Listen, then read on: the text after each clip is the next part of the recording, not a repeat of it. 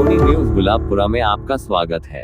भीलवाड़ा जिले के गुलाबपुरा कस्बे में सोमवार को नगर पालिका के बाहर मोदी के स्वच्छता दूत विगत 13 दिन से धरने पर अपनी रोजी रोटी की मांग को लेकर प्रदर्शन कर रहे हैं।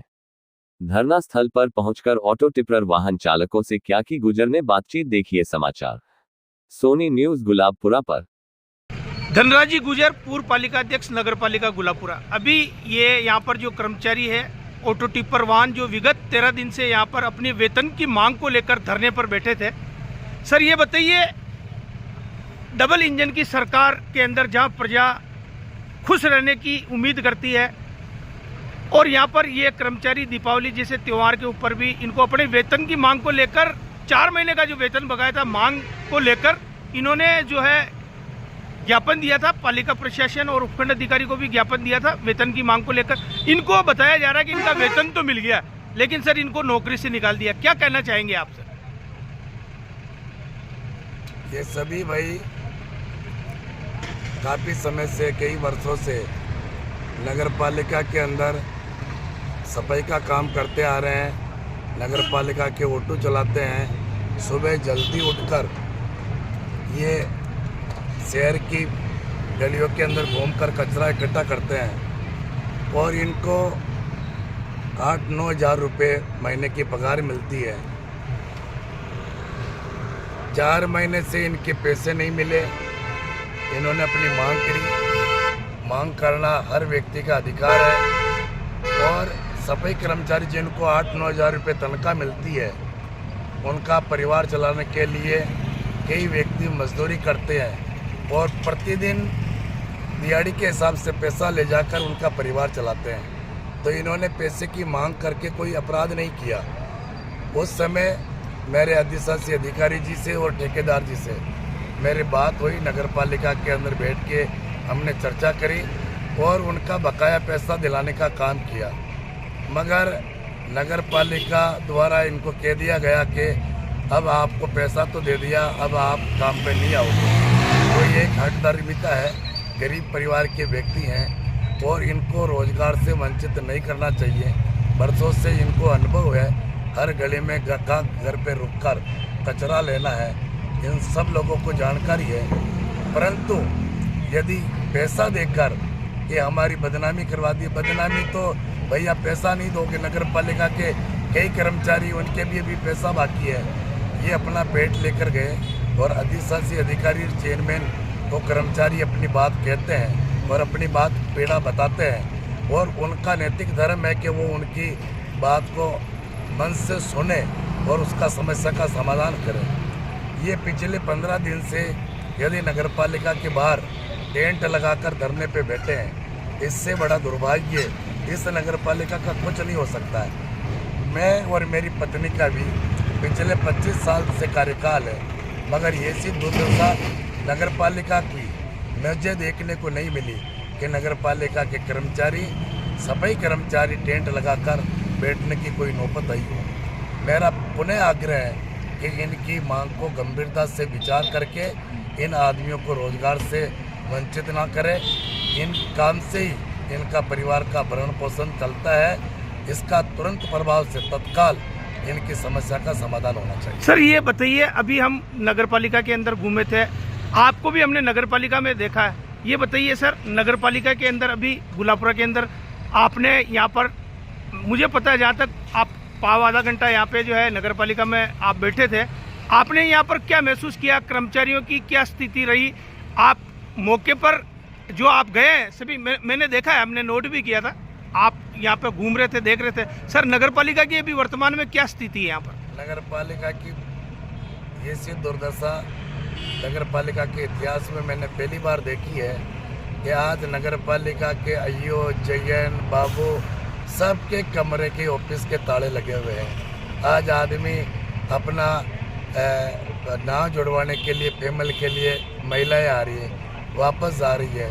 राशन कार्ड को अपडेट करवाने के लिए आ रहे हैं। जो उनको रसद सामग्री मिलती है, गेहूँ मिलते हैं, वो वापस लौट के जा रहे हैं।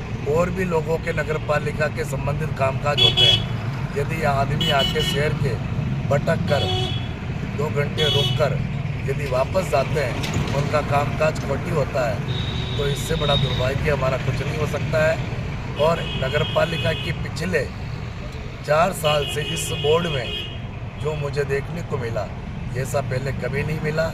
केवल अखबारबाजी के अंदर और सोशल मीडिया के अंदर केवल फालतू की वही लेने से काम नहीं चलता है। धरातल के ऊपर गांव की जनता उम्मीद रखती है कि सफाई समय पर होनी चाहिए, पीने का पानी समय पर मिलना चाहिए और लाइट की व्यवस्था सुचारू होनी चाहिए। आज सारी चीज़ें नगर पालिका के माध्यम से आज लोगों को भोगना पड़ रहा है। मैं पुनः निवेदन कर रहा हूँ, हम भी नगर पालिका के यहाँ के ट्रस्टी हैं, तो इस समस्या का समाधान करना चाहिए, नहीं तो इसके परिणाम इस शहर की जनता के ऊपर जो मिल रहे हैं। आज मौसमी बीमारियाँ हो रही है, आज घरों के बाहर खुद व्यक्ति गाड़ी साफ कर रहे हैं, तो ये सारी समस्या जो है इसके ऊपर नगर पालिका का ध्यान जाए और शहर की जनता के साथ न्याय करे, शहर की जनता की सेवा करे, उनके दुख सुख के अंदर सब लोग मिलकर भागीदारी बने।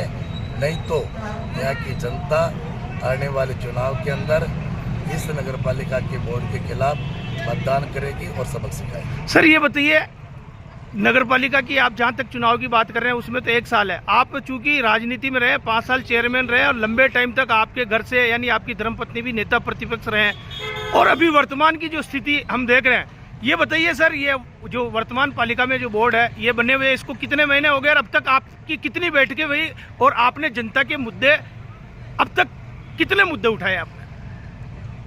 नगर पालिका के अंदर 4 साल होने को आ गए। 4 साल में केवल एक बार साधारण सभा की मीटिंग हुई, उसको 3 मिनट के अंदर ख़त्म कर दिया। उसमें किसी प्रकार की कोई चर्चा नहीं की, और यदि चर्चा होती है तो पार्षद अपनी समस्या को बताते हैं, और जैसे बजट मीटिंग के अंदर किस मद में कितने बजट का प्रावधान करना होता है, सारी चर्चा उसमें होती है, मगर बजट की मीटिंग एक भी बार नहीं हुई है। और इस गुलाबपुरा के अंदर पिछले 40 साल के अंदर जितने हमारे भवन बने, उतने भवन मेरे पिछले कार्यकाल के अंदर सामुदायिक भवन बने। आज यहाँ पर 3-4 भवन बने, वो भी अधूरे पड़े, पूरे नहीं हुए।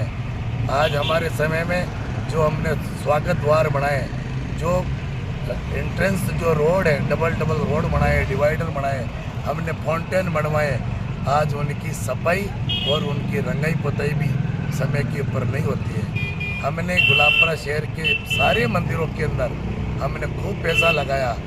दुर्भाग्य इस चीज़ का है कि आज मंदिरों के ऊपर रंगाई पुताई भी यदि समय पर नहीं होती है तो जनता और क्या उम्मीद रखेगी? सर ये बताइए, जनता ने आपको विपक्ष में बिठाया, विपक्ष की जिम्मेदारियां हैं, लोग ये कह रहे हैं कि विपक्ष अपनी जिम्मेदारियां नहीं निभा रहा है, और वर्तमान जो बोर्ड है उसमें एक आप कदावर नेता होने के बाद भी आप जनता की समस्या नहीं उठा रहे, इस बारे में क्या कहना चाहेंगे? समय समय पर नगर पालिका के समस्त पार्षदों ने अधिशासी अधिकारी जी को और सबको हमने लिखकर हमने दिया है, और जो समस्याएं थी उन समस्याओं का भी ध्यान आकर्षण करने का हमने प्रयास किया है। मगर यहाँ पर नगर पालिका के आईओ, यदि 26 बार नगर पालिका के आईओ के ट्रांसफ़र हो गए और संबंधित कोई अधिकारी नहीं है, चेयरमैन नगर पालिका में बैठते नहीं है, तो फिर समस्या को सुनेगा कौन, समाधान कौन करेगा?